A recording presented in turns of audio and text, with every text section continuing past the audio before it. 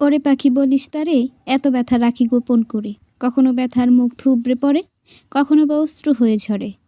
নীল রঙের কালি দিয়ে লেখা ছোট্ট 2 লাইনের কথাগুলো কত সুন্দর, কত ব্যথার। চিত্রা বার কয়েক পড়ল লেখাগুলো, বেশ মনে ধরেছে। সে যখন এসএসসি দেয় তখন এখানে সেখানে এলোমেলো অবুঝ মনে কত কথাই লিখে রাখত, কত কবিতায় যত্নে গড়ত। টিনেজার সময়টাই তো এমন। বয়সন্ধিতে এসে ছেলে মেয়ে কিছুটা কাব্যিক হয়ে যায়। তাদের অতি রংচঙে আবেগ ছড়ে পড়ে কাব্যের পাতায়। চিত্রাও তাদের থেকে আলাদা না। অথচ সেদিন যে কথাটা লিখেছিল একান্তই ফুরফুরে মনের আবেশ অনুভব করার জন্য, আজ সে লেখাটাই জীবনের চরম ব্যর্থতা মনে করাচ্ছে। সময় পাল্টাতে ঠিক কতটুকু সময় লাগে? 1 সেকেন্ড বা তারও কিছুটা কম। বা চোখের কাজল ঘেটে মুক্তোর মতন এক বিন্দু অশ্রু গড়িয়ে পড়ে চিত্রার চোখের কোণ থেকে। আহা, কান্নারা এত অবাধ্য কেন? সময়টা আগস্টের 17 তারিখ, শুক্রবার। বেলা এখন ঠিক অপরাহ। চিত্রার শরীরে নীল রঙের শাড়ি জড়ানো, চোখে গাঢ় কাজলের প্রলেপ। অভিমানীর প্রগাঢ় অভিমান ঢাকতে যেন সক্ষম সেই কাজল। হয়তো নয়নের গভীরে লুকিয়ে থাকা অনুভূতিদের লুকানোর জন্য এই ব্যবস্থা।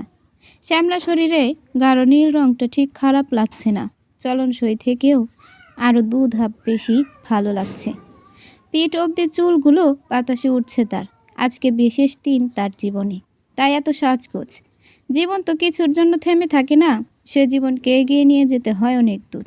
যদি এগিয়ে যাওয়াটা খুব দ্রুত হয় তবুও বোধহয় খারাপ হবে না। অপেক্ষিত সময়ের অবসান ঘটল। বাহিরের ঘর থেকে চিত্রার ডাক ভেসে এলো। এই তো চিত্রার ডাক পড়েছে। নতুন কিছু শুরু হওয়ার আহ্বান এসেছে। চিত্রা বিছানায় বসে রইল। বুকের মাঝে যন্ত্রণাদের বিক্ষোভ মিছিল। তাদের যেন প্রতিবাদ। বুকের মাঝে ঠাঁই দেওয়া মানুষটাকে ছাড়া আর কাউকে সহ্য করবে না চিত্রার জীবনে, কখনোই না। চিত্রা শ্বাস নিল, অনুভব করলো এই চারপাশে বাহার ভাইয়ের কেবল অস্তিত্ব। এই যে আলমারির ভেতর রাখা বাহার ভাইয়ের শুভ্র রঙের টি শার্ট, বইয়ের টেবিলের ওপর বাহার ভাইয়ের নোটস, ড্রেসিং টেবিলের ড্রয়ারের ভেতরে বাহার ভাইয়ের কত শত ফেলে দেওয়া আধ খাওয়া সিগারেট। এই যে হৃদয় মাঝে পুষে রাখা আস্ত একটা বাহার ভাই। সব জায়গাতেই তো মানুষটা, তবে তাকে ভোলার জন্য এত আয়োজন কেন? এই আয়োজনের সার্থকতা কোথায়? ভাবনার মাঝে চিত্রার ঘরে প্রবেশ করলো তার মা মনিয়া বেগম। চোখে চিকন গ্লাসের চশমা, শরীরে কালো শাড়ি, মুখে চিকচিক করা ঘামের বিন্দুকণা। সে এসেই ব্যস্ত ভঙ্গিতে বলল, চিতু, তুমি সাজগোজ করেছো কেন? বাবার সাথে পাগল হয়েছো? সেখানে তুমি যাবে না। নিজের এত বড় ক্ষতি করার জন্য উঠে পড়ে লেগেছো কেন? আর তোমার বয়সই বা কত? এ বয়সে কিসের বিয়ে? কোনো বিয়েটিও হবে না। মায়ের ব্যস্ততা মেশানো কথার পরিপ্রেক্ষিতে জবাব দিল না চিত্রা। কেবল মায়ের মুখের দিকে তাকিয়ে রইল অনিমেষ। মাটা এত সুন্দর কেন? ভাইয়াও মায়ের মতন সুন্দর। তাদের দেখলেই কেমন চোখে শান্তি লাগে, ভালো লাগায় ছেয়ে যায় হৃদয় জমিন। মেয়ের কোনো হেলদোল না দেখে বিরক্ত হলো মনিয়া বেগম।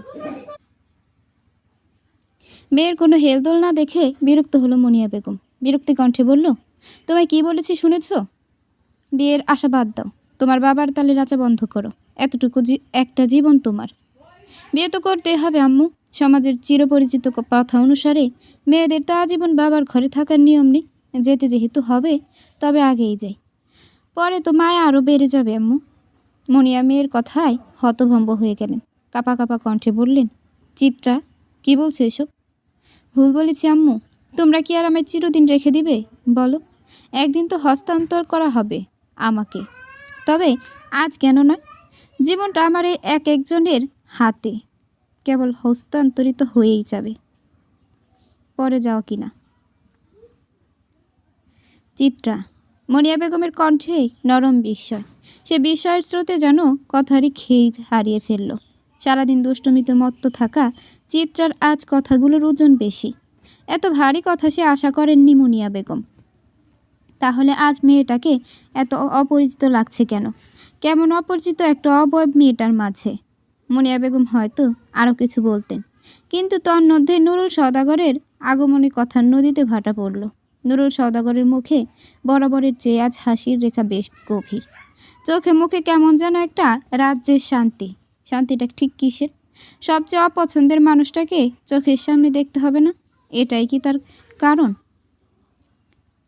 মনিয়া বেগম নিজের স্বামীর দিকে তাকালেন, তাচ্ছিল্য করে বলে উঠলেন, আমার মেয়ের ধ্বংস না রেখে আনলেও পারতে।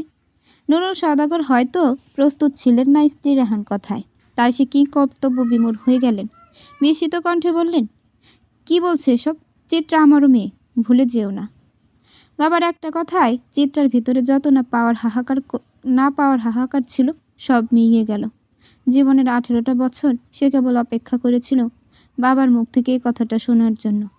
আজ মনে হচ্ছে বেঁচে থাকাটা সার্থক। বাবার আদর পাওয়ার জন্য চিত্রা এমন কয়েকটা অযৌক্তিক সিদ্ধান্ত না হয় মাথা বেঁধে নিবে, তবুও তো তার বাবার ভালোবাসা পাবে, এই ঢের। আচ্ছা চিত্রা তোমার মেয়ে, কবে থেকে তাকে মেয়ে মানা শুরু করলে? তোমার জাত যাবে না? স্ত্রীর বিদ্রূপের হাসি দেখে গা জ্বলে উঠল নুরুল সওদাগরের। সে বেশ খানিকটা জোরেই বলল, মোনা, সাবধানে কথা বলো, বাড়ি ভর্তি মেহমান, নাটকটা বন্ধ করো। আমি চিত্রার খারাপ চাইব না নিশ্চয়। ভালো কেন চাইতে আসছো? আমার মেয়ের ভালোটা তোমার না চাইলেও হবে। যাদের ভালো এত বছর চেয়ে আসছো তাদেরটাই চাও, নাকি তাদের ভালোর জন্যই আমার মেয়ের সর্বনাশ করছো? কোনটা? মনিয়া বেগমের কথা শেষ হতেই তার ডান গালে সশব্দে চর বসালো নুরুল সওদাগর। এই ঘটনাটা মনিয়া আর চিত্রা দুজনের কাছে অপ্রত্যাশিত ছিল।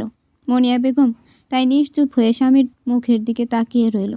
তন্মধ্যেই ও এলো, চিত্রাকে ধরে নিয়ে গেল পাত্রপক্ষের সামনে। চিত্রা কেবল পাথরের ন্যায় হেঁটে গেল। এ জীবনে হুট করেই তার চা পাওয়াগুলো হাওয়ায় মিলিয়ে গেল। কেবল মনে হলো বিফলেই বেঁচে থাকা। সময়টা ঠিক মধ্যরাত। ভিন দেশের মাটিতে পা রেখেছে অবনী আজ 5 দিন হতে চলল। বাড়ির সবাই তাদের নিয়ম করে খোঁজ নিচ্ছে, কিন্তু তবু অবনী কোথাও নিজেকে একা ফিল করে। এই একা অনুভব করাটা একাকিত্ব না বোধ হয়। আমজাদের মাঝে পুরনো আমজাদকে খুঁজে না পাওয়াটাই এই একা অনুভব হওয়ার কারণ। মানুষ সচরাচর যাকে যেভাবে দেখে অভ্যস্ত তাকে সেভাবেই দেখতে চায়। মানুষেরও যে বদল আসতে পারে তা যেন আমরা ভাবতে পারি না, বা কোথাও একটা মানতে পারি না। হিমশীতল ক্যাবিনের সাদা রঙের আরাম কেদারাটায় বসে বসে ঝিমুচ্ছে অবনী। রাত 3:30 বাজছে, অথচ তার ঘুম আসছে না। চেরির শরীরের বেশ উন্নতি দেখা দিচ্ছে। এত দূর আসাটা সার্থক, কিন্তু তবুও মনে কোথাও শান্তি নেই। অবনী বেগম চেয়ার ছেড়ে উঠে দাঁড়ালো। কতক্ষণ এপাশ ওপাশ হাতড়ে নিজের ফোনটা হাতে নিল। কল লাগালো আমজাদ সওদাগরের ফোনে। আমজাদ সওদাগর প্রতিদিনই এসে মেয়েকে দেখে যান, অথচ থাকেন না। এমনকি অবনী বেগমকেও যেতে বলে না আমজাদ সওদাগরের বাসায়। বিষয়টা ভীষণ অদ্ভুত হলেও অবনী এতদিন মাথা ঘামায়নি, অথচ আজ মাঝরাতে তার এ কথাখানায় মাথায় এলো। গত 5 দিন যাবৎ অবনী হসপিটালে আছেন। আমজাদ তাকে বাড়িতে গিয়ে বিশ্রামও নিতে বলেনি। প্রথমবার কলটা বাজতে বাজতেই কেটে গেল। অবনী চোখ মুখ কুঁচকাল। তার হঠাৎ করে সর্বাঙ্গে অস্বস্তি ছুঁয়ে গেল। তার মনে হলো তার অজান্তেই হয়তো ভীষণ অদ্ভুত কিছু হচ্ছে এই ভিন দেশে, যা খুব সস্তা আবরণে ঢেকে আছে। অবনী বেগম ঘুমন্ত চেরির দিকে তাকিয়েই একটা বড় নিঃশ্বাস ছাড়লেন। এই মাঝরাতেই সে সিদ্ধান্ত নিলেন আমজাদ সওদাগরের বাসায় যাওয়ার। যতটুকু জানি সে হসপিটাল থেকে বাসার দূরত্ব মাত্র আধা ঘন্টা। বাড়ির ঠিকানাটাও তার জানা আছে। এই মাঝরাত্রিতে যে কোনো মূল্যে তার সংশয় অস্বস্তির পরিসমাপ্তি ঘটাতে হবে। তার মন যে মিছে ভয়ের আতঙ্কে তোলপাড় হচ্ছে তা এই মুহূর্তে মেটাতে হবে। হসপিটালের নার্সকে চেরির কাছে রেখে এই ভিনদেশে অপরিচিত রাস্তায় পা চালালো বাঙালি এই নারী। বাঙালি স্ত্রীদের আলাদা একটা শক্তি আছে। তারা সন্তান আর স্বামীর ক্ষেত্রে অদ্ভুত শক্তি সাহস পেয়ে যায়। সোফায় বসে থাকা বেশ সুন্দর দেখতে ছেলেটাই চিত্রাকে দেখতে এসেছে। নুরুল সওদাগরের ডিপার্টমেন্টেরই একজনের ছেলে সে, নাম নওশাদ। ছেলেটাকে নির্দ্বিধায় সুপুরুষ বলা যাবে। ফর্সা শরীর, উচ্চতাও যথেষ্ট, সুস্বাস্থ্য, কি ভীষণ সুন্দর। কালো রঙের পাঞ্জাবিটা বেশ মানিয়েছে শরীরে। ছেলেটার মা বাবাও ছেলেটার সাথে এসেছে। বেশ সুশীল পরিবারই মনে হলো। বেশ হেসে হেসে কথা বলল। এক দেখায় তাদের মেয়ে পছন্দ হয়েছে সেটাও বলেছে। চিত্রা মাথায় ঘোমটা দিয়ে কেবল ঠায় বসে রইল। ড্রয়িং রুম জুড়ে সবাই যার যার মতন দাঁড়িয়ে আছে, বসে আছে। চাঁদনির হাজব্যান্ড মাহাতাবও আছে। শুক্রবার যেহেতু তার অফিসও বন্ধ। ছেলের বাড়ি থেকে প্রস্তাব দিল তারা আজই আংটি পরিয়ে যেতে চায়। নুরুল সওদাগরের মুখের হাসিটা বিস্তৃতি লাভ করল, অথচ সবাই তখনও হতভম্ব, আহাম্মক বনে গেছে। তারা যেন কিছুই বুঝতে পারল না। বাবা মেয়ের এমন পরিবর্তন যেন সবাইকে ভাবাচ্ছে। কি এমন হয়ে গেল যে এত বড় সিদ্ধান্ত নিতেও তারা দুবার ভাবছে না? বাড়ির সবচেয়ে বড় সদস্য আফজাল সওদাগর সেখানে উপস্থিত নেই। সকালে নুরুল সওদাগর যখন চিত্রাকে দেখতে আসার প্রস্তাবটা জানিয়েছে, তখনই দুই ভাইয়ের এক রকমের কথা কাটাকাটি হয়েছে। এই প্রথম আফজাল সওদাগরের কথাকে গুরুত্ব দিল না তার ছোট ভাই। সেই কষ্টে দৌড় দিলেন সে। যা ইচ্ছে করুক গিয়ে সবাই। তুহিনও বেশ চিৎকার চেঁচামেচি করেছে, কিন্তু শেষ মুহূর্তে চিত্রা থামিয়ে দিয়েছে তার ভাইকে। বাবা নাকি তার ভালোর জন্যই সিদ্ধান্ত নিয়েছে। তুহিনও রাগে ক্ষোভে ঘর থেকে বেরিয়ে গেছে। পাত্রের মা হাত জোর করে বেশ বিনীত স্বরে বললেন, ভাই সাহেব, আপনাদের মেয়েকে আমার ভীষণ ভালো লেগেছে। মায়া মায়া মুখ। আপনারা দেখুন, আমরা চাচ্ছি আজ একটা পাকা ব্যবস্থা করে যেতে। নুরুল সওদাগর তো আনন্দে আত্মহারা। সবাই বেশ ভয়ে আছে এই ভেবে যে নুরুল সওদাগর না আবার হ্যাঁ করে দেয়। ভাবসাবও ঠিক তেমন মনে হচ্ছে। কথা ঘুরালো মাহাতাব। বেশ বুদ্ধির সাথে হাসি মুখে উত্তর দিল, আন্টি, বিয়েটা তো আর এক কথায় হয় না। আপনারা খাবার খান, আমাদেরও তো পারিবারিক আলোচনা আছে, আমরা তা সেরে নেই। তাছাড়া তো মেয়েরও তো একটা মতামত আছে, তাই না? ভদ্রমহিলাও সম্মতি সুরে বললেন, হ্যাঁ হ্যাঁ, তা তো অবশ্যই, আপনারা আলোচনা করুন, আমাদের সমস্যা নেই। মহিলার কথায় সবাই স্বস্তির শ্বাস ফেলল। নুরুল সওদাগর যেন ভয়ঙ্কর খেলায় মেতেছেন। যে কোনো মূল্যে তাকে থামাতে হবে। সবাই যখন নিজ নিজ বাক বিতণ্ডতায় ব্যস্ত, চিত্রা তখন পথ ধরল ছাদের দিকে। বাহার ভাইয়ের উপর অভিমান আর বাবার ভালোবাসা পাওয়ার আকাঙ্ক্ষায় সে অনলে ঝাঁপ দিতে যাচ্ছে। তবুও কি বাহার ভাই তাকে আটকাবে না, বলবে না থেকে যেতে? বাহার ভাই বললে চিত্রা হাসতে হাসতে সব ভুলে যাবে, এমনকি বাবার ভালোবাসা পাওয়ার আকাঙ্ক্ষাও। সচরাচর আশ্বিন মাসে ঝড়ের আভাস পাওয়া যায় না। পেঁজা তুলোর দলেরা ছুটে যায় আকাশ ঘেঁষে। কেমন হাওয়াই মিঠাইয়ের মতন দেখতে লাগে, আদুরে তুলতুলে, অথচ আজ আকাশ হাওয়াই মিঠাইয়ের মতন তুলানি। আকাশে আজ ধ্বংসাত্মক রূপ। চিত্রার হৃদয়ের ভয়ঙ্কর বিধ্বস্ততা বোধ হয় ছেয়ে গেছে আকাশেও। নিচে পারিবারিক বাক বিতণ্ডা চলছে। চিত্রা বেশ কায়দা করেই ছাদে চলে এলো। বাহার ভাইকে এক নজর দেখার অসুখে ধরেছে তাকে। যে কোনো মূল্যে হোক এই অসুখ তাড়াতাড়ি সারাতে হবে। নীল শাড়ির আঁচল বাতাসে উঠছে। ছাদে উঠতেই এক অন্যরকম দৃশ্য চোখে পড়ল চিত্রার। বাহার ভাই ছাদের কবুতর দুটোকে খাবার খাওয়াচ্ছেন। কবুতর দুটো চিত্রার। কবুতর দুটোকে ঠিক পালে না সে, সব সময় ছেড়ে রাখে। যখন ইচ্ছা হয় তারা ফিরে আসে, খাবার খায়, চিত্রার সামনে উড়ে বেড়ায়, আবার নিজেদের মতন চলে যায়। বাহার ভাই কখনো এদের আদর যত্ন করেনি, আর আজ কিনা খাবার খাওয়াচ্ছে। চিত্রা ধীর পায়ে বাহারের সাথে এসে দাঁড়ালো। খুব মনোযোগ দিয়ে দেখলো লোকটাকে। নিচে তাকে দেখতে আসা নওশাদ নামের ছেলেটা বাহার ভাই থেকেও বেশি সুন্দর। উচ্চতা একটু কম হবে, বেশ সুন্দর, ভদ্র, সুশীল, সরকারি চাকরি করে। অন্যদিকে বাহার ভাই প্রচুর অভদ্র, অসামাজিক, বেকার। বাহার ভাইয়ের এত নেগেটিভিটি, তবুও যেন বাহার ভাইয়ের তুলনা কারোর সাথে হবে না। তবুও বাহার ভাই অন্নবদ্য। আরে চিত্রা যে, তাই এই সময়ে ছাদে। বাহারের কথায় ধ্যান ভাঙল চিত্রার। মানুষটা কত স্বাভাবিকভাবে কথাটা জিজ্ঞেস করলো, অথচ মানুষটার সাথে তার নীরব একটা মান অভিমান চলছে। যে মান অভিমানের জন্য আজ চিত্রা এত বড় সিদ্ধান্ত নিয়েছে, অথচ যেন কিছুই হয়নি এমন একটা ভাব লোকটার কথায়। কথাটা না বলার ব্রত করলে নাকি? বেশ ভালো তো, কথা না বললে মানুষ তোমাকে সিরিয়াসলি নেবে। একটা পাত্তা পাবে, বুঝলে? তোমার বাপ তো এমনি দাম দেয় না। এখন যদি কথা না বলার কারণে একটু পাত্তা পাও তাহলে খারাপ হবে না। বাহারের ঠাট্টা মারা কথায় খানিক রেগে গেল চিত্রা। রাগী কণ্ঠে বলল, আমার বাবাকে নিয়ে একদম এসব বলবেন না। আচ্ছা বলবো না। বাহার খুব সহজে ভাবে যেন মেনে গেল চিত্রার কথাটা। চিত্রার রাগ আবার হারিয়ে গেল। মানুষটা এমন কেন? এমন না হলে কি খুব বড় ক্ষতি হয়ে যেত? মান অভিমান কিনারে রেখে চিত্রা ধীর কণ্ঠে বলল, বাহার ভাই, আমি নীল শাড়ি পরেছি, কিছু বললেন না তো? বাহার কবুতরকে খাবার খাওয়াতে খাওয়াতে একবার হালকা করে তাকালো চিত্রার দিকে, তারপর আবার নিজের কাজ করতে করতে বলল, বেশ ভালো তো। তা তোমার শরীরে নীল শাড়িটা তেমন মানাচ্ছে না, তুমি বরং সাদা শাড়ি পরতে, মেঘের মতন লাগবে। বাহারের কথায় চিত্রার অভিমানেরা মাথা চারা দিয়ে উঠল, চোখ মুখ টলমলো করে উঠল। বাহার ভাই এভাবে বলতে পারলো, অথচ অষ্টাদশী বোঝেনি। বাহার ভাই তার গোপন একটা ইচ্ছের কথা কেমন করে জানিয়ে দিল? বুঝলে অভিমানের জায়গায় ভালো লাগার সৃষ্টি হতো যে। বাহার আর চিত্রাকে সিক্ত করতে আকাশ চিরে বেরিয়ে এলো বৃষ্টির ফোঁটারা।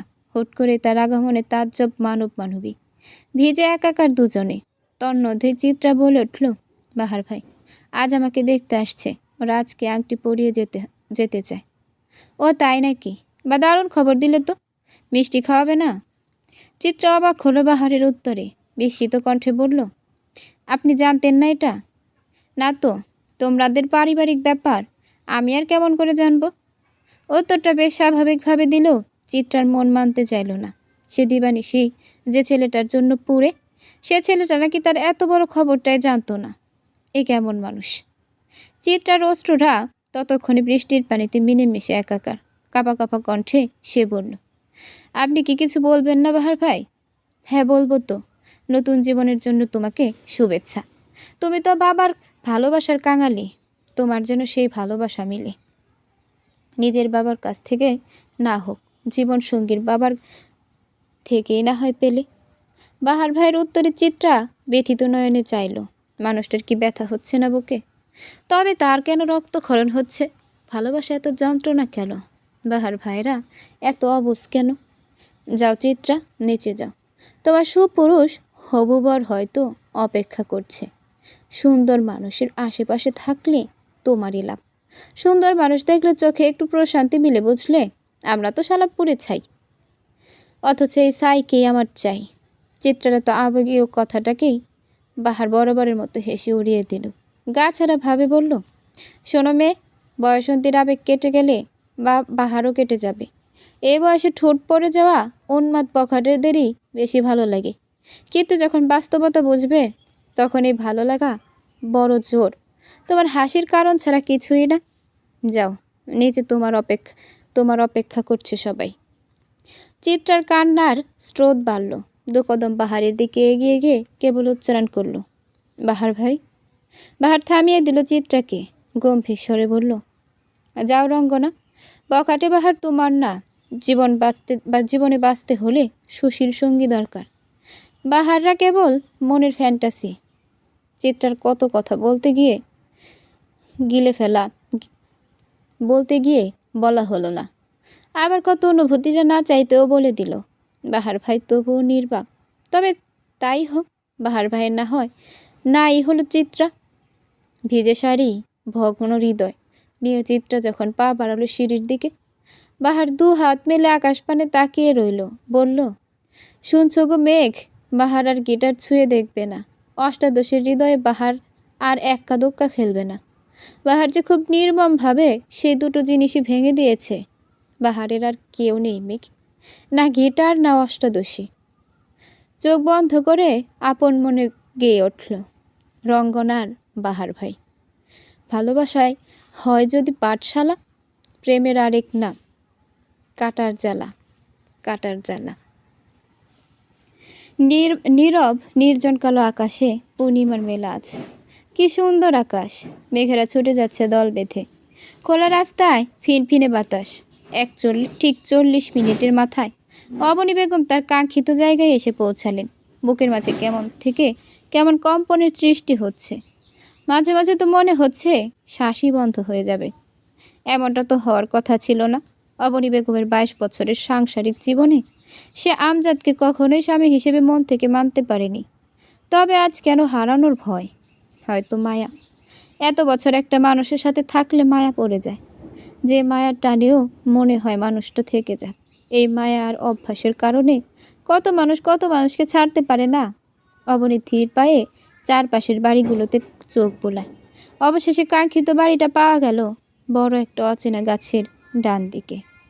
অবনী বেগম ধীর পায়ে হেঁটে গেলেন বাড়িটার সামনে। বাড়ির গেটের সামনে একটা লাইট জ্বলছে। লাইটের আলোয় বাড়ির মালিকের নাম জ্বলজ্বল করছে। অবনী বেগমের পা সেখানেই থেমে গেল। ইংরেজিতে বড় বড় অক্ষরে লেখা, মিসেস জেসি ফ্রাঙ্কিং। অবনীর হৃৎপিণ্ড স্বাভাবিকের তুলনায় বেশ দ্রুতই চলছে। ঠিক এই মুহূর্তে এসে অবনী বেগমের মনে হলো তার বোধহয় বাড়িটার ভেতর যাওয়া উচিত হবে না।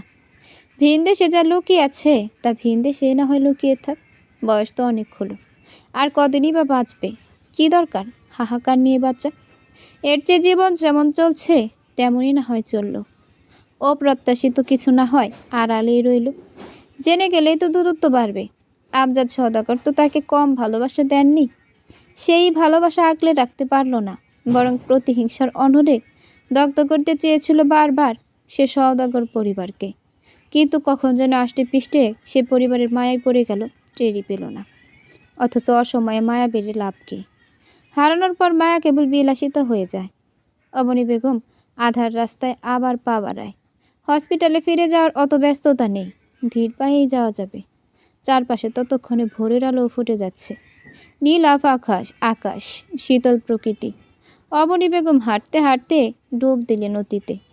আজকের এই শক্তপোক্ত অবনী বেগম এমন কখনোই ছিলেন না। আজ অজপরাগা এর এক সহজ সরল মেয়ে ছিল সে। বাবা আর সে ছিল তাদের ছোট্ট কুটিরের সদস্য। অবনী বেগমের বয়স তখন কত হবে?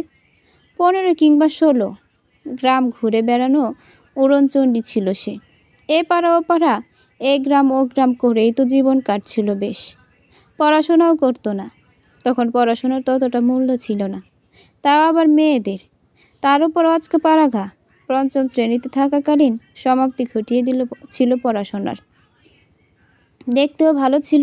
বাবা ছিল দিনমজুর। সারাদিন খেটে খুঁটে যা রোজগার করত তা দিয়ে বাবা মেয়ের সংসার দিব্যি চলত। একদিন সময়টা ঠিক গ্রীষ্মের মাঝামাঝি। উত্তপ্ত দুপুরের গরমের তীব্রতায় যান যায় যায় অবস্থা সকলের। কি গরম! অথচ অবনী বেগম সেই দুপুরেও বেশ আরামে পাড়া ঘুরে বেড়াচ্ছে। শরীরে একটা চকচকে হলুদ রঙের 3 পিস। গোসল করায় চুলগুলো খোলা, যা বাতাসে দোল খেয়ে যাচ্ছে। গলা একটা তাবিজ। শুকনো সরু দেহখানা নিয়ে সে জারুল গাছের তলায় বসে কামরাঙ্গা খাচ্ছে বেশ আয়েশ করে। সাথে তার বন্ধু বান্ধবের দল। হুট করেই সেখানে পুলিশের জিপ গাড়ি এসে থামল। এলাকায় তখন ডাকাতের প্রকোপ বেড়েছে বিধায় নতুন অনেক বড় বড় পুলিশ অফিসারের পোস্টিং হয়েছিল সেথায়। পুলিশের গাড়ি দেখতেই অবনীর বন্ধুবান্ধব সব ছুটে পালালো। আকস্মিক ঘটনায় তাজ্জব অবনী বেগম। অবনী বেগমের ছোটবেলা থেকে একটা সমস্যা ছিল, আকস্মিক কোনো কিছু সে নিতে পারত না। মাঝে মাঝে সে উদ্ভট কথাও বলে ফেলতো উত্তেজিত হয়ে। সেদিনও ঠিক এমনটা ঘটল। পুলিশ থেকে সব ছেলে মেয়ে যখন পালিয়ে গেল, অবনী তখনও ঠায় বসে আছে। তখন ছেলে মেয়ে পুলিশকে বাঘ ভাল্লুকের মতন ভয় পেত। যেন কি ভয়ঙ্কর প্রাণী এই পুলিশ।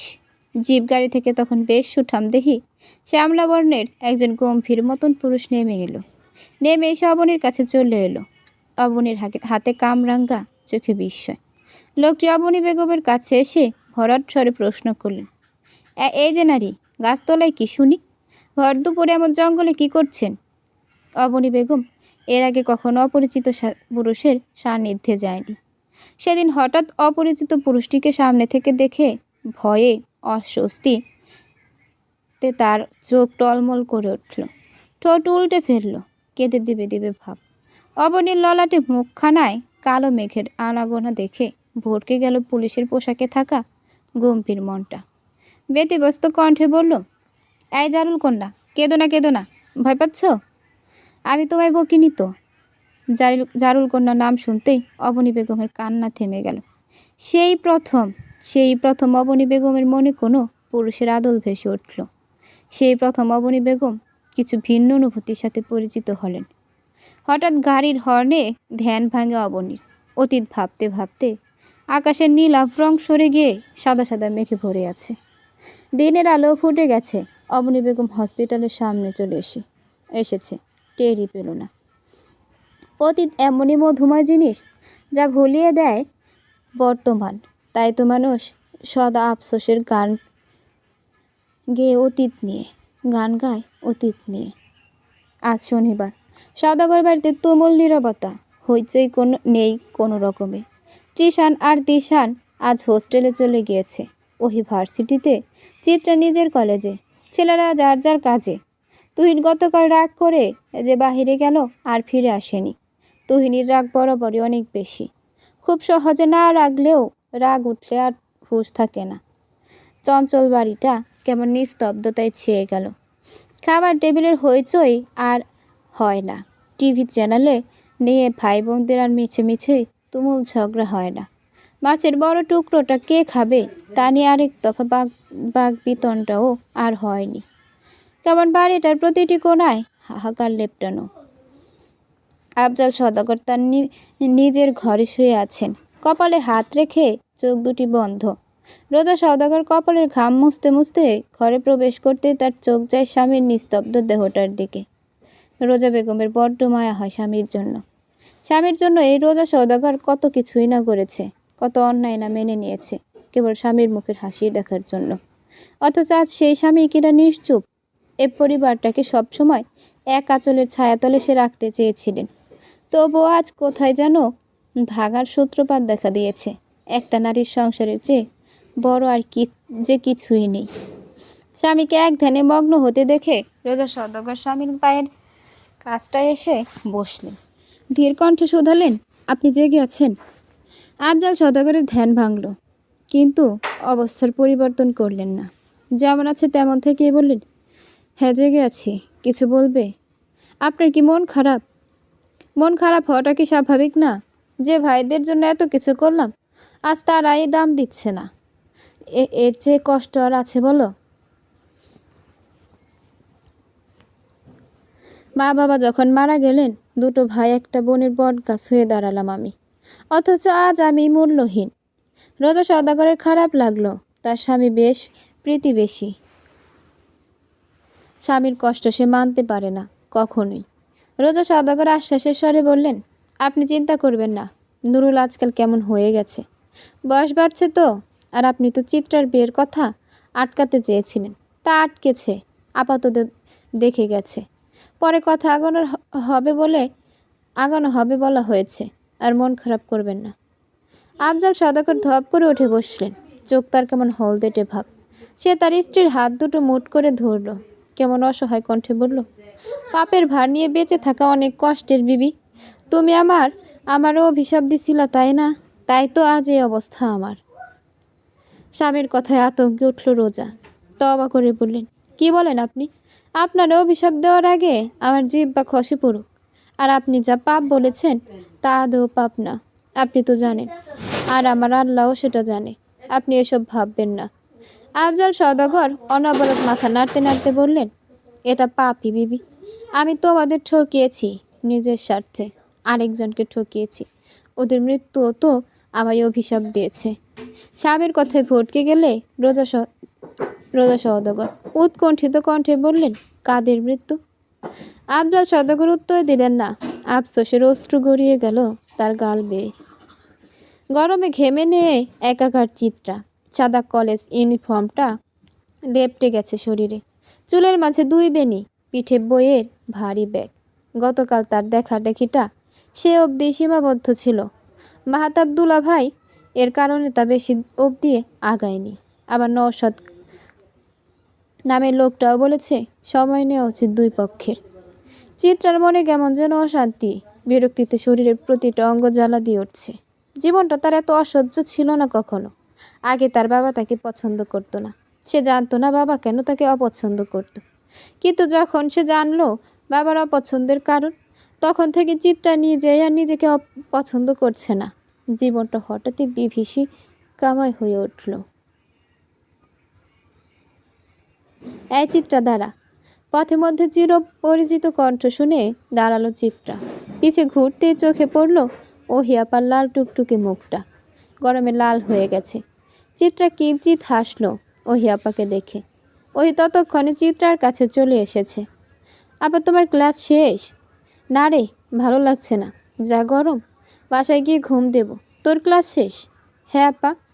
তো চল একসাথে বাসায় যাই। ফুচকা খাবি চিত্রা? ওহি আবার প্রস্তাবে অবাক হলো চিত্রা।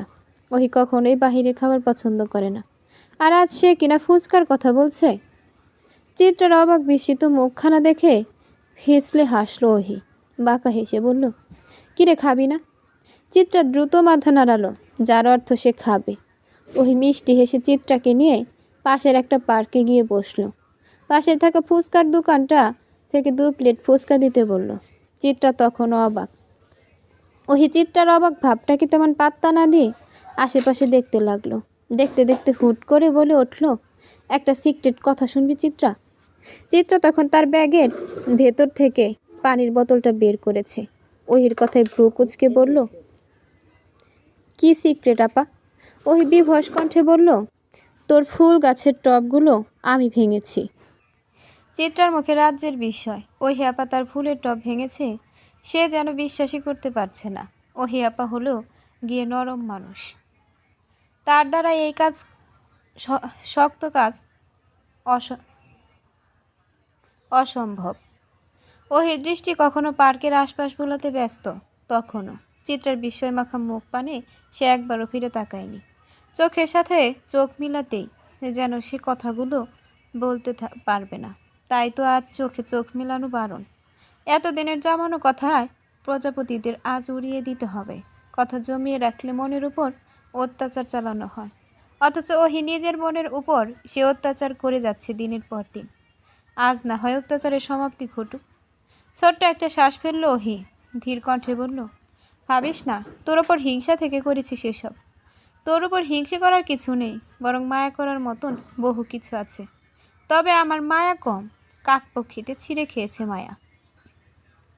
ওহি আবার কথার আগা মাথা কিছুই বুঝিনি চিত্রা, কেবল ফেলফেল নয়নে চাইল। কথা বলার শক্তিও যেন সে হারিয়েছে। ওহি আপা কি বলছে? ওহি আপা কি জানে? আপা তুমি কি ঠিক আছো? চিত্রার প্রশ্নে আকাশ ছোঁয়া বিস্ময়। ওহি কিঞ্চিত হাসলো, মাথা নাড়িয়ে বলল, আছি ঠিক।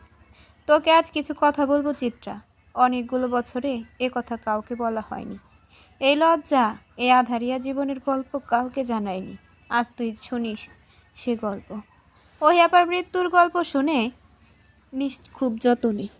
কেউ তো আর জানলো না এই ওহির ছিন্ন বিচ্ছিন্ন মনের কথা। চিত্রা কেবল অপলক তাকিয়ে রইল ওহির দিকে। আব্বাকে আজ ঠিক চেনা যাচ্ছে না, কেমন যেন অপরিচিত একটা আদল ভেসে উঠছে। এটা কি সত্যি ওহি আপা? আরে সদাগর বাড়ির নক্ষত্রমালা যে, তা তোমরা এখানে? পুরুষালী কণ্ঠে 2 বোনের কথার খেই হারালো। দুজনেই তাকালো তাদের ডান দিকে দাঁড়িয়ে থাকা পুরুষটার দিকে। এলোমেলো চুল, টি শার্ট এঁটে সেটে থাকা শরীর, কাঁধে ব্যাগ আর ক্লান্ত মুখশ্রীর বাহারের দিকে। চিত্রা এবং ওহি দুজনেই অবাক হলো বাহার ভাইকে দেখে। এ সময়ে এখানে বাহার ভাইকে আশা করেনি তারা। বসা থেকে দুজনে উঠে দাঁড়ালো। ওহি অবাক কণ্ঠে বলল, বাহার ভাই আপনি? হ্যাঁ আমি। তা তোমরা দুজন এখানে কি করছো? তোমাদের তো সব জায়গায় তেমন দেখা যায় না। আসলে চিত্রা ফুচকা পছন্দ করে তো, তাই এসেছিলাম ফুচকা খাওয়াতে। ওহির উত্তর শুনে চিত্রা গোল গোল চোখে তাকালো ওহির দিকে। ওহি আপা বানিয়ে বানিয়ে কথা বলতে জানে, এটাও চিত্রার জানা ছিল না। আজ একের পর এক চমক দিচ্ছে ওহি আপা। বাহারে গিয়ে এসে ধপ করে বেঞ্চটাতে বসে পড়ল। আর মোড়া ভেঙে বলল, তা বেশ ভালো তো। তোমাদের মধ্যে এত মহব্বত তো ঠিক দেখা যায় না, একেবারে ধূমকেতুর মতন। কথা শেষ করে হা হা করে উদ্ভটভাবে হেসে উঠল বাহার ভাই। বাহার ভাইয়ের অদ্ভুত হাসির সাথে তাল মেলালো ওহিও। অথচ এমন একটা বিদঘুটে ঠাট্টা অন্য কেউ করলেও হিয়াপা তাকে এখানেই জবাব দিয়ে দিত। চিত্রা কেবল দেখে গেল ওহিয়াপা আর বাহার ভাইয়ের কাণ্ড। তন্মধ্যেই ফুচকার প্লেট হাজির হলো। ওহি নিজের ব্যাগ থেকে টাকা বের করে দোকানদারকে দিয়ে এসে বাহারের সামনে দাঁড়ালো। বেশ ব্যস্ত কণ্ঠে বলল, আপনি কি এখন বাড়ি যাবেন বাহার ভাই? হ্যাঁ, তাই তো মনে হচ্ছে। তাহলে চিত্রাকেও সাথে নিয়ে যাবেন প্লিজ। আসলে আমার একটা দরকারি কাজ আছে তো, এখনই যেতে হবে। ওহির অনুরোধে বাহার ভাই একবার চিত্রার দিকে তাকালো। চিত্রা এতক্ষণ তার দিকে তাকিয়েছিল বিধায় দুজনেরই চোখে চোখ পড়ল। বাহার সাথে সাথে চোখ ঘুরিয়ে নিলেন। এতে ছোট হয়ে এলো চিত্রার মন, কারণ সে জানে বাহার ভাই কখনোই রাজি হবে না। কিন্তু চিত্রাকে অবাক করে দিয়ে বাহার বলল, কোলে করে নিব নাকি কাঁধে করে? বাহারের উদ্ভট কথার ভঙ্গিতে আবার হেসে ফেলল ওহি। মুখ চেপে বলল, আপাতত রিক্সা করে নিলেই হবে। চিত্রা মুখ ফুলালো আর চোখে ওহির দিকে তাকিয়ে বলল, আপা, তোমার না এখন বাড়ি যাওয়ার কথা? তাহলে এখন আবার কোথায় যাবে তুমি? ওহি চিত্রার কাছে গেল। চিত্রার হাতে কিছু টাকা গুছিয়ে দিয়ে প্রায় ফিসফিস করে বলল, দরকারি কাজে যাব, টাকাটা রাখ, রিক্সা ভাড়া দিয়ে দিস। বাহার ভাইয়ের কাছে মনে হয় টাকা নেই। চিত্রা কেবল আহাম্মকের মতন মাথা দুলালো। ওহি ততক্ষণে ঝড়ের গতিতে তাদের সামনে থেকে চলে গেল, যেন তার কাজটা এত জরুরি, এখন না গেলে পৃথিবী ধ্বংস হয়ে যাবে। কোলাহলপূর্ণ রাস্তায় একদম একা একা হেঁটে যাচ্ছে ওহি। তার কোনো গন্তব্য নেই, না আছে নির্দিষ্ট কাজ। কেবল বাহার আর চিত্রাকে একটু একা ছাড়ার জন্যই এই মিছে অজুহাত। আর কেউ না জানুক, সে তো জানে বাহার ভাইয়ের গিটারের করুণ সুরের কথা, মাঝরাত্রিরে বাহার ভাইয়ের দীর্ঘশ্বাসের কথা। সেখানে যদি চিত্রা এসব দূর করার চাবিকাঠি হয়, তাহলে তো মন্দ হয় না। সবাইকে কি আর এক জন্মে পাওয়া হয়? বাহার ভাই না হয় ওহির এক জীবনের অপ্রাপ্তি হয়ে রইল। এই যে মিস, শুনেন প্লিজ, সিঙ্গেল আছেন কি? ওহির ধ্যান ভাঙল। মনে হলো তাকে উদ্দেশ্য করে কেউ যেন গানটা গাইল। পথচারীর কয়েকজন আর চোখে চাইল। ওহি ঘুরে পেছনে তাকাতেই স্বল্প পরিচিত মুখটা ভেসে উঠল। ওহি অবাক কণ্ঠে বলল, আপনি? গানটা কি আপনি গাইলেন? সুন্দর দেখতে সুঠাম দেহে পুরুষটা মুচকি হাসল, মাথা ঝাঁকিয়ে বললেন, হ্যাঁ মিস, আমিই গাইলাম। ওহির চোখে মুখে বিস্ময় ছড়িয়ে পড়ল। বিস্মিত কণ্ঠে বলল, আপনি কি আমায় চিনতে পারেননি? ভদ্রলোক এগিয়ে গেল, মিষ্টি হাসি দিয়ে বলল, চিনব না কেন? গত পরশুই তো দেখলাম আপনাকে, কালো জামা পরনে, গোল গোল চশমায়, মিষ্টি দেখতে মেয়েটা। লোকটার কথার ধাঁচ পছন্দ হলো না ওহির। এমন একটা ছেলের জন্য কিনা চাচা চিত্রার বিয়ে ঠিক করেছে। ছেলেটা কেমন গায়ে পড়া গাছের। ওহির চোখ মুখ কুচকানো ভঙ্গিমা দেখেই নওশাদ হয়তো কিছু আন্দাজ করল। তাই তো বেশ ঠাট্টা স্বরে বলল, আপনি কি আমার চরম অভদ্র ভাবছেন মিস? ওহি নিজেকে সংযত রাখার চেষ্টা করে বেশ ভদ্রভাবে বলল, দেখুন মিস্টার, আপনার সাথে আমাদের পরিবারে একটা সুন্দর সম্পর্কের কথা হচ্ছে, তাই আপনার কাছ থেকে আমার আচরণ আশা করছি না। সুন্দর সম্পর্কে ঠাট্টা করা কি নিষিদ্ধ? চলুন হাঁটতে হাঁটতে কথা বলা যাক। নওশাদ ছেলেটাকে অভদ্র কখনোই মনে হয় না, বেশ ভদ্রই মনে হয়। তবুও তার অহেতুক ঠাট্টা ওহির পছন্দ হয়নি। কিন্তু ভদ্রতার খাতিরে সে পা মেলালো। ওহিকে হাঁটতে দেখে মিষ্টি হাসল নওশাদ। ক্ষীণ স্বরে বলল, আপনাকে নিয়ে হাঁটা হবে মোর শত আলোকবর্ষ পথ। রিকশার হুড উঠানো, গতি মাধ্যম চলছে অনবরত। পাশাপাশি বসে আছে চিত্রা। আহার বাহার ভাই চুপচাপ স্তব্ধ। অন্য সময় হলে চিত্রায় কত কথার ঝুড়ি নিয়ে বসত, কিন্তু আজ তার মনে ভীষণ শোক। কথা বলা যাবে না। আরে পাষণ্ড পুরুষের সাথে তো আর আগে কথা বলবে না সে। রাস্তার দুই সারিতে কৃষ্ণচূড়া গাছের মেলা, কি সুন্দর লাল টুকটুকে ফুল হাসছে অনবরত। রিকশার ক্রিং ক্রিং শব্দ। নীরবতা ভাঙল বাহার। বরাবরের মতো গা ছাড়া ভাবে বলল, তার অঙ্গনা, মিষ্টি তো খাওয়ালে না। চিত্রা অসহায় দৃষ্টিতে তাকালো। লোকটা তাকে খুঁচিয়ে কি মজা পায়? হৃদয়ের জ্বালা বাড়িয়ে কি তৃপ্তি মেল লোকটার? ছোট্ট একটা শ্বাস ফেলে সে বুকের ভেতর ভারী ভারী হয়ে ওঠে কষ্টরা। লোকটার সাথে কথাই বলবে না সে। অভিমান জমিয়ে রেখে লাভ কি? আমরা বাঁচবই বা কতদিন? বাহার ভাইয়ের গম্ভীর স্বর কাঁপন ধরালো চিত্রার চিত্রে। হুট করে তাকাতেই দুজনের চোখে চোখ পড়ল। সময়টা প্রয়োজনের তুলনায় বেশি মধুর হলো।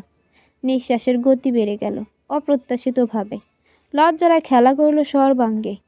চিত্রার চোখ সরিয়ে নিল, বাহিরের দিকে দৃষ্টি নিবদ্ধ করতে করতে বলল, অভিমান অভিযোগ নেই আমার, না থাকাটাই স্বাভাবিক। পর মানুষের প্রতি অভিমান রাখতে নেই রঙ্গনা। পাহাড়ের কণ্ঠে তুমুল গম্ভীরতা, কথার এমন তীক্ষ্ণতায় অভিমান করল অষ্টাদশীর হৃদয়। ঠোঁট ফুলিয়ে টলমল করে উঠল চক্ষুদয়। বাহার ছোট্ট ধমক দিল, গম্ভীর কণ্ঠে বলল, এই মেয়ে, কথায় কথায় কান্না করার স্বভাব বদলাও। কান্নাকে সস্তা বানিও না। নিজের সবটা সত্তাকে সবচেয়ে মূল্যবান রাখার চেষ্টা করবে, হোক কান্না কিংবা হাসি। আমি আপনার সাথে রাগ করেছি বাহার ভাই, তো রাগ করেই থাকো। আমি কি তোমার রাগ ভাঙাতে এসেছি?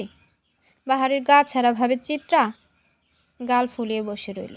বাহার ভাই পকেট থেকে সিগারেট বের করে জ্বালাতে জ্বালাতে বলল, তোমায় জ্বালাতে এত শোক লাগে কেন? কোনো দিন যেন যেচে জ্বলতে এসে ছাই হয়ে যাও। আপনি জ্বালালে ছাই হতেও রাজি।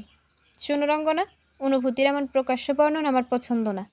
অনুভূতি গোপনে রাখতে হয়, তবেই না মূল্যবান হবে। বাহারের কথায় অপমানিত হলো চিত্রা, সাথে তাজ্জব বনে গেল। ততক্ষণে রিকশা এসে থেমেছে বাড়ির সামনে। চিত্রা ভাড়া মিটিয়ে দিতে দিতে বলল, আর অনুভূতি মেলে ধরবো না বাহার ভাই, সবাই তো সবটার মূল্য দিতে জানে না। আমি ভুলেই গিয়েছিলাম।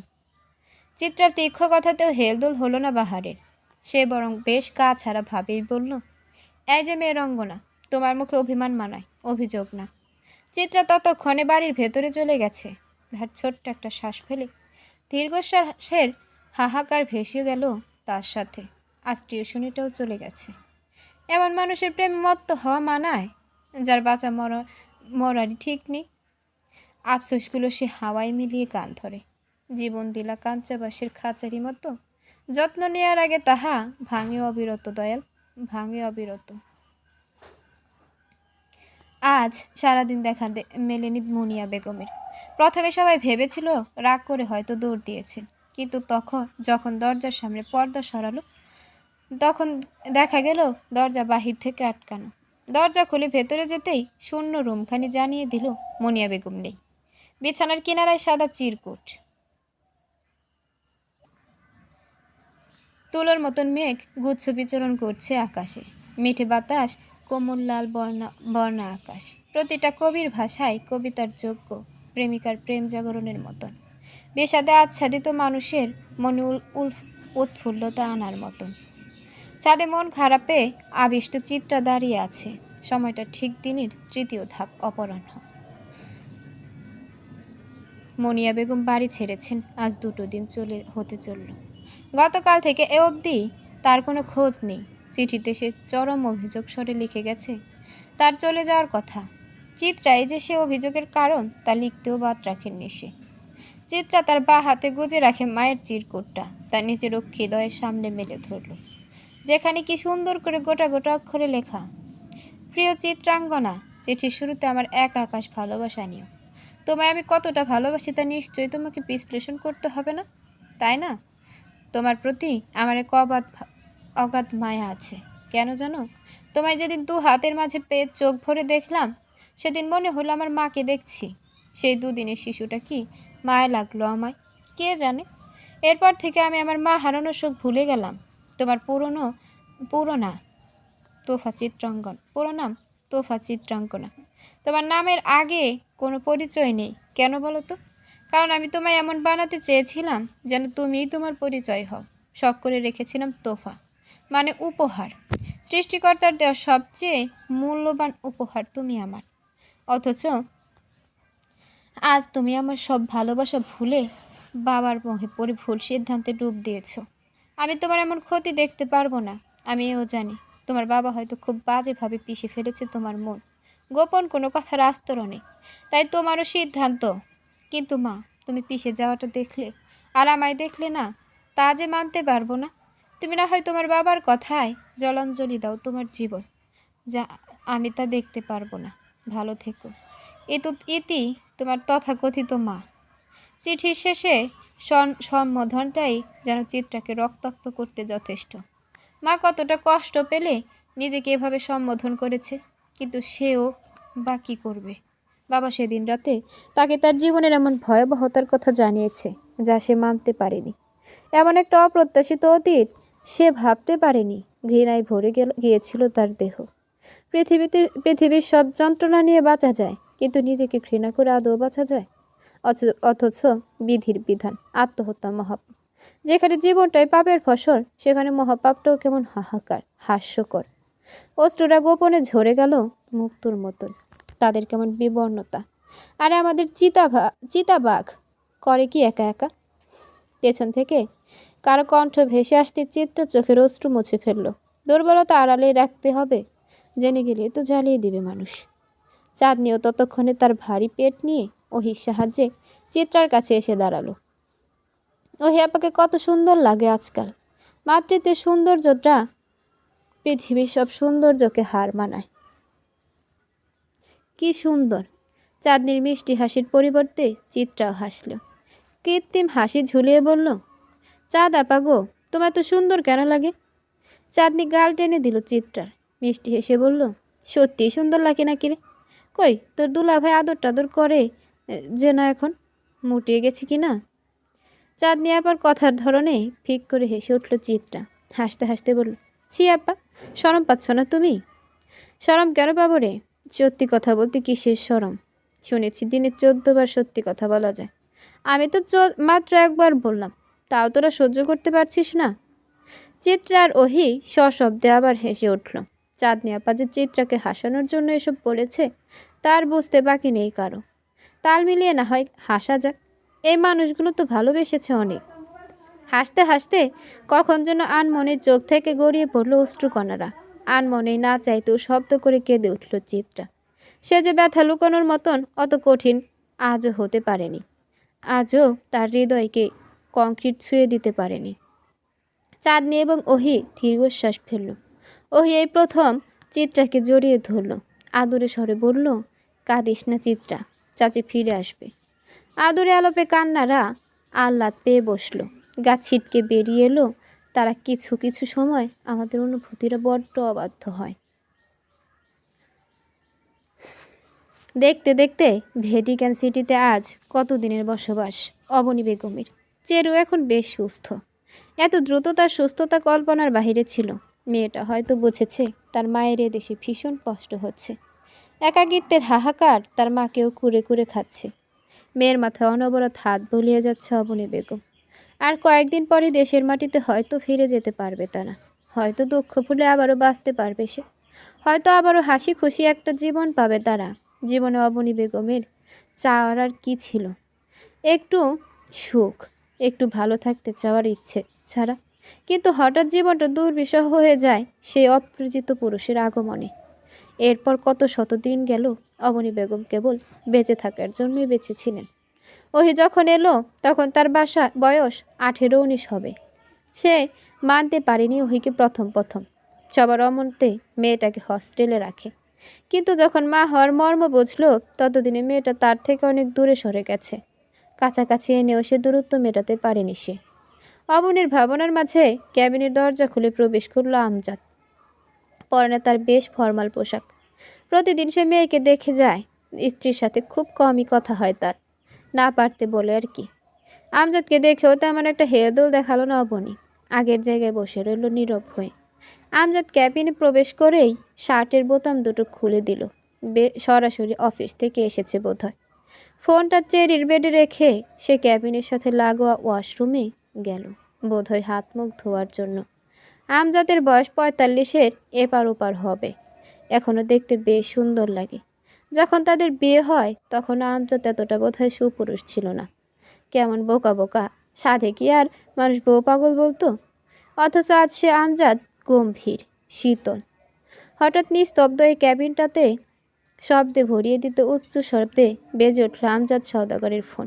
অবনী বেগম তাকাবে না করেও কৌতূহল নিয়ে ফোনের দিকে স্ক্রিনে তাকালো। যেখানে জল করছে সেই মধ্যরাতে হৃদয় ঝলসে দেওয়া নামটা জেসি। অবনী বেগম সাথে সাথে শ্বাসটা বন্ধ করে নিলেন। এই বয়সে এসে সঙ্গী হারানোর তীব্র ব্যথা যে সে মেনে নিতে চায় না। অথচ সে যতই দূরে যাচ্ছে সেসবের থেকে, ততই যেন তাকে এসবে ঝাপটে ধরছে। বারবার একই যন্ত্রণা সে কতটা ভয়ঙ্কর তা ব্যাখ্যা করার মতো না। ফোনটা বাজতে বাজতে কেটে যেতেই ওয়াশরুম থেকে বেরিয়ে এলো আমজাদ। অবনীর খামে চুপ হওয়া মুখমণ্ডলে দৃষ্টি নিবদ্ধ হলো তার। অবনীর কাছে এসেই সে অবাক কণ্ঠে প্রশ্ন তুলল, এমন শীতল রুমেও ঘামছো কেন অবু? তোমার কি শরীর খারাপ করছে? অবনী বেগম নিজেকে যথেষ্ট সংযত করার চেষ্টা চালালেন। অস্বাভাবিক শ্বাস প্রশ্বাসকে নিয়ন্ত্রণে আনতে সক্ষমও হলেন সে। শাড়ির আঁচল দিয়ে মুছে নিলেন নিজের মুখমণ্ডলটা। অতঃপর বেশ ধীর কণ্ঠে বলল, ঠিক আছি আমি। কথাটা যেন বিশ্বাস করতে পারল না আমজাদ সওদাগর। স্ত্রীর পাশে এসে কপালে হাত দিয়ে জ্বর পরীক্ষাও করলেন সে। তাপমাত্রা স্বাভাবিক দেখে কপাল কুঁচকালেন। স্বাভাবিক কণ্ঠে বললেন, জ্বরও তো ওঠেনি, তবে এমন অসুস্থ লাগছে কেন তোমাকে? আজ আমার অসুস্থতা তোমায় ছুঁতে পারে আমজাদ? অবনীর 40তম বয়সের কণ্ঠে পঞ্চাদশীর ছোঁয়া, কি প্রগাঢ় অভিমানের ছাপ। আমজাদ কি বুঝতে পারল সে অভিমান? তন্মধ্যেই আবার সশব্দে বেজে উঠল আমজাদের ফোন। ফোনের স্ক্রিনে তাকিয়ে সে খুব ধীরে কেবিন ছেড়ে বেরিয়ে গেল।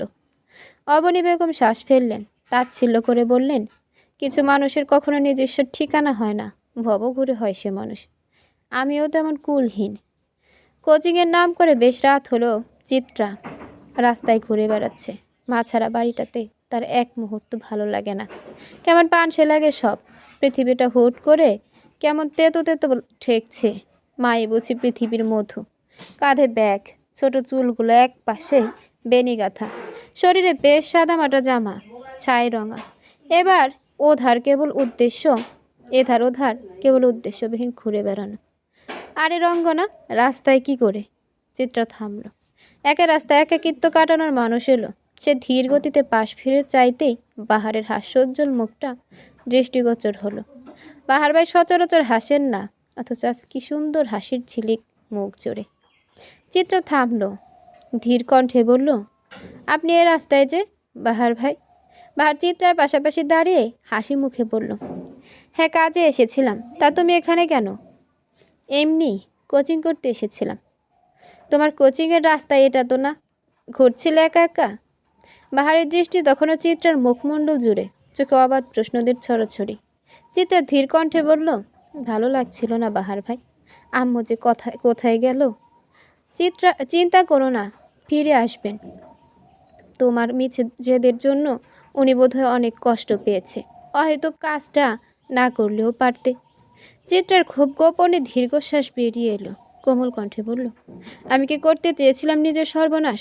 বাবার আকুতি, আমার অতীত নিয়ে তাচ্ছিল্য আমি মেনে নিতে পারিনি বাহার ভাই। বাহার দাঁড়ালো, চিত্রার মুখে তাকালো। কিছু একটা ভেবে সে ফুটপাতের কিনারায় এসে বসলো।